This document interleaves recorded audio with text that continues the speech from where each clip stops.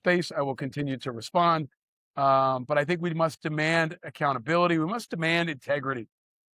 Don't put integrity aside. If someone's a rapist, if someone has a fucking Nazi tattoo, it is unacceptable.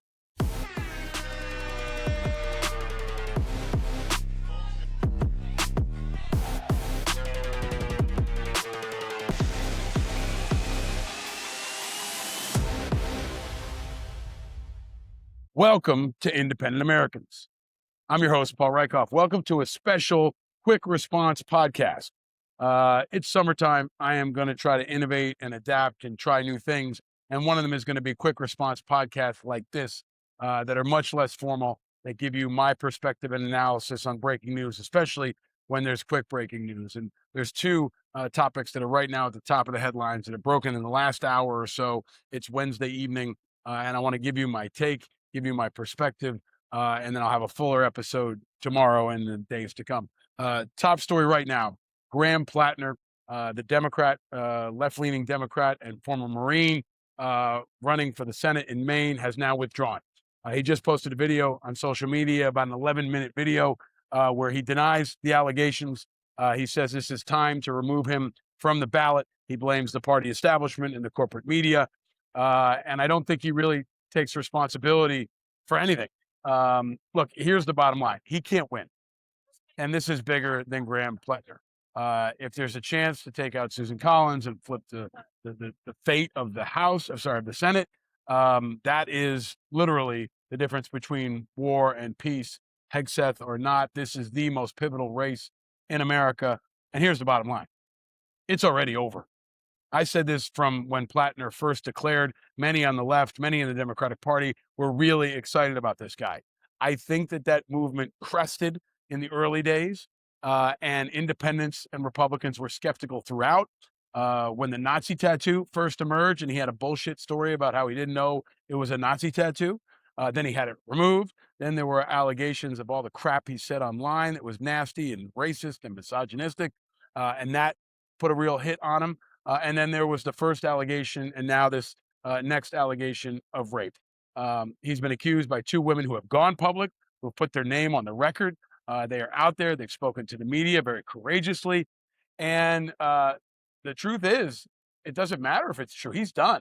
He cannot win this race. And he definitely can't move independents. He can't move Republicans.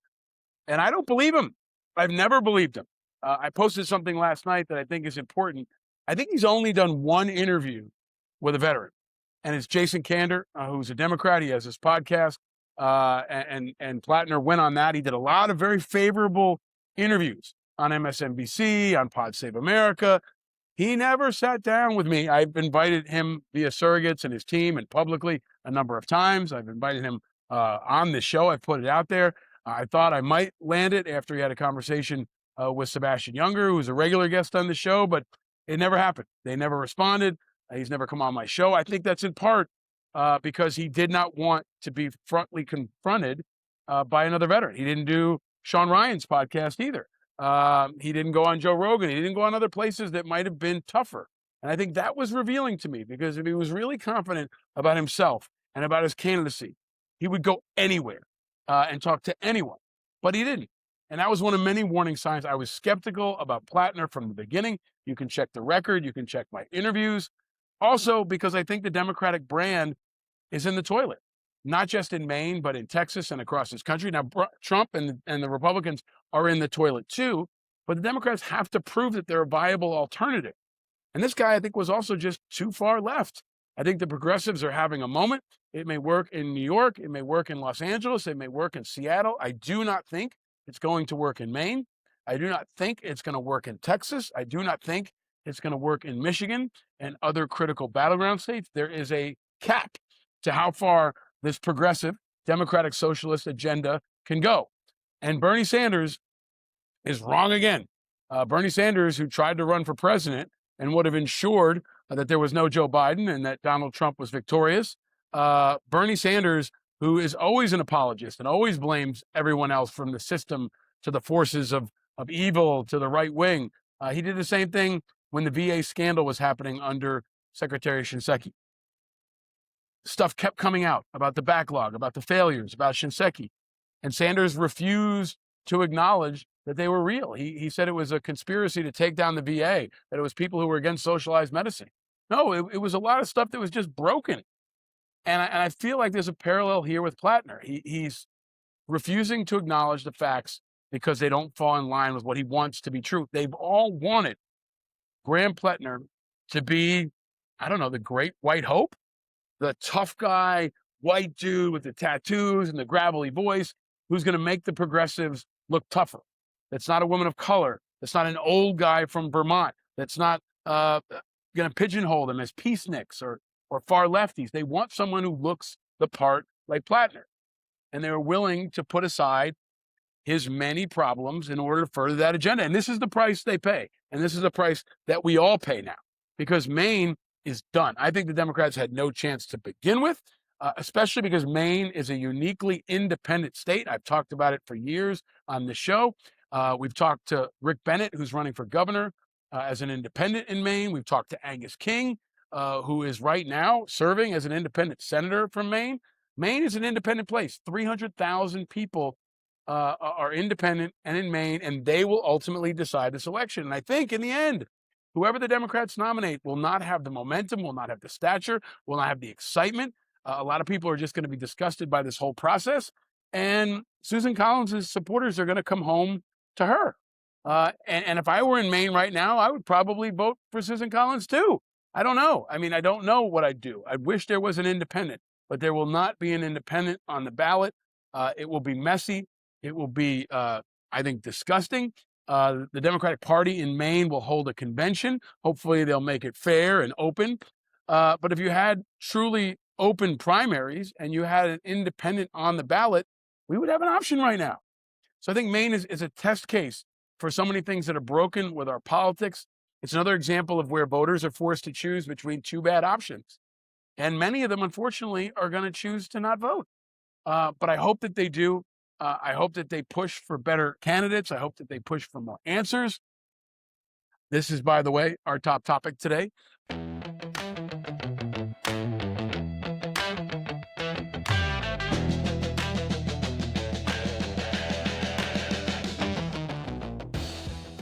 I'm going to watch this space. I will continue to respond.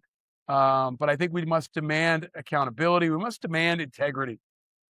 Don't put integrity aside. If someone's a rapist, if someone has a fucking Nazi tattoo, it is unacceptable. It is absolutely unacceptable. We can do better. Maine is an amazing state that I love deeply. I went to school there for a year. I went there for most of my life every summer when I was a kid. I still have tons of friends there. I love Maine deeply. It is an independent place. It is a great place, and it deserves great leadership. So I hope a new leader will emerge. In the meantime, I will have more in the days to come. Stay vigilant. This is going to be a wild summer of politics, news, and elections. Primaries continue to roll on. We have the biggest midterms ever. The intersection of sports and politics is happening every single day. And you can trade on the biggest political races and activities on Kalshi. On Kalshi, you can trade major primaries, election outcomes, and the biggest political storylines as they happen, leading up to the biggest midterms ever. You can pick who's going to control Congress. You can pick who's going to win the Senate race in Maine, Graham Platner or Susan Collins. You can bet on the World Cup. You can trade on the World Cup and much more. It's all on Kalshi.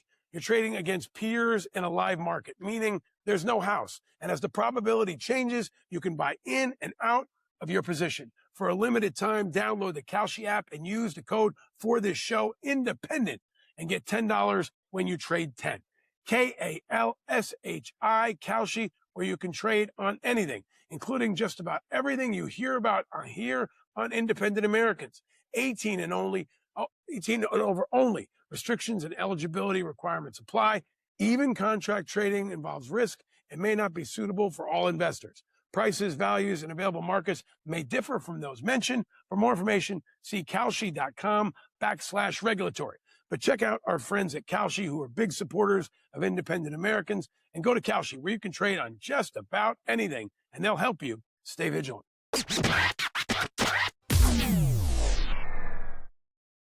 All right, let's talk about topic number two. Topic number two that's at the top of the news right now is Trump's now expanding war with Iran. This has been the worst ceasefire ever. Now he is talking again about invading Karg Island, which has been repeatedly underscored by Americans of all kinds. There goes a guy with a giant bike and a speaker on the top of it. I'm in New York, by the way. This is the kind of sidewalk noise you'll get on a night in New York. But he's talking about sending troops on the ground again into Iran. This is on the same day that he screwed up Iran and Japan. It's the same day he screwed up Zelensky and Putin. He looks unstable. He looks unwell. He looks vulnerable. And I think our enemies are celebrating. But today is another example of how we will have no days off. I said this when the Iran war first started. I was on TV with an anchor on a cable news network who turned to me and said, "How long do you think this is going to go?" I said, "A long time." He goes, "Nah, I think it's going to be over in a week. Trump's going to wrap it up in a week." Bullshit. I knew it was bullshit then. I know it's bullshit now. I would not be surprised if Iran was still an issue in the next presidential election 2 years from now. Because once you start a war, it's really hard to stop it. Now there are 50,000 troops in the region who are in harm's way. Our allies are in harm's way. 40% of our Navy is there. Gas prices are going up. And this is President Mayhem at his best. This is peak President Mayhem. And I think it is just getting started. And keep in mind, again, he's still talking about hitting Cuba.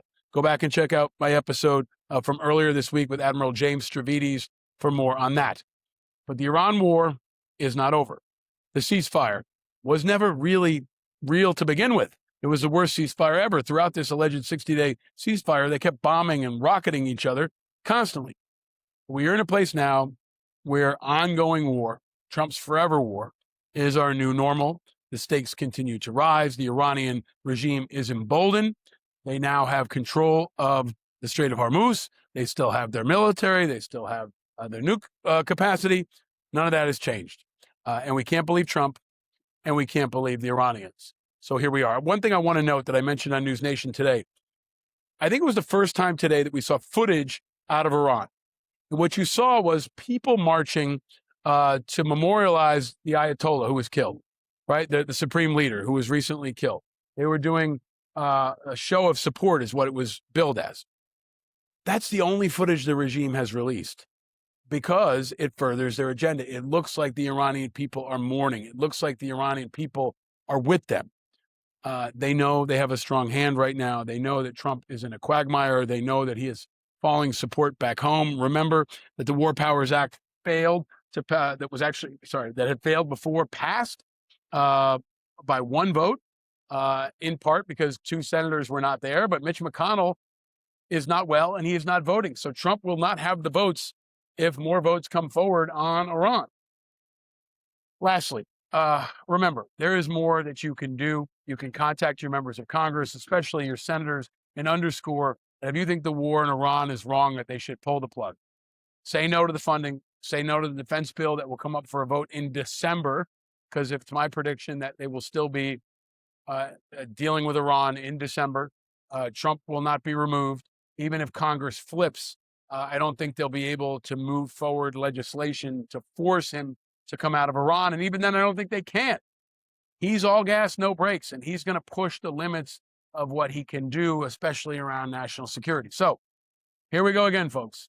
Another day of Trump starting war, expanding war, rambling, and embarrassing us on the national stage and international stage. Other world leaders don't do this. We're the only country that has a world leader that fucks up like this, that fucks up Iran and Japan, Zelensky and Trump. And I don't think it's going to get better. So I've warned you that we're in for an interesting summer. At least we got the Knicks. At least we got the World Cup. At least we've got some hope that Admiral Stavridis underscored. But I'm going to try to continue to bring you analysis. I'll be on MSNBC again tomorrow. I'll post clips from CNN and News Nation, and I'll run special episodes in the days to come. But this is one of those days that's going to be frustrating. You want to check out. You want to not listen to the news. That's also what Trump wants you to do. Don't do that. Stay vigilant. Stay attentive. Stay focused. We all want to punch out and go watch the World Cup and the All-Star game and not deal with what's happening. But that's what our enemies want too.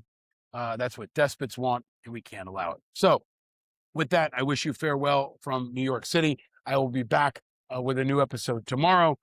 Be sure to follow us on social media everywhere. Be sure to follow us on YouTube and subscribe. If you haven't already, subscribe and give us 4 stars.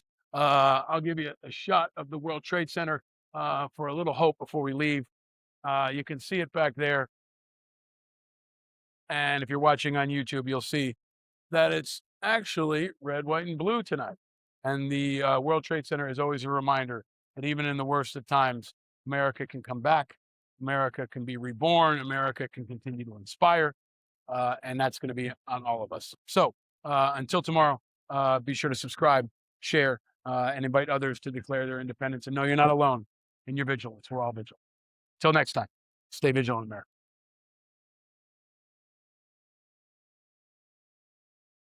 Archipelago, he tells me the left and right are dreams for those without a clue. And when you wake, it's time to grow.